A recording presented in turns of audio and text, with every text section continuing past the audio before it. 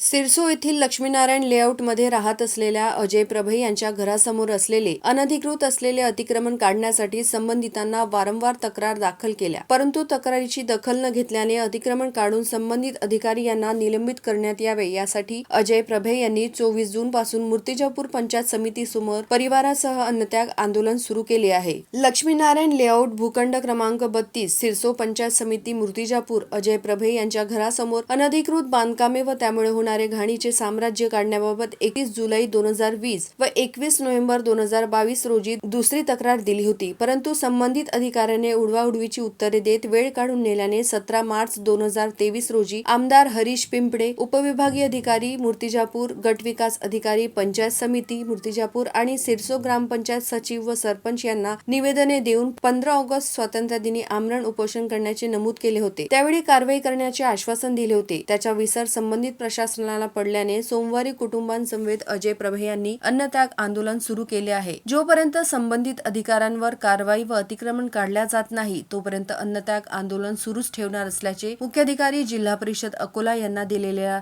निवेदनात म्हटले आहे। संजय उमग, जनमत लाईव्ह न्यूज, अकोला।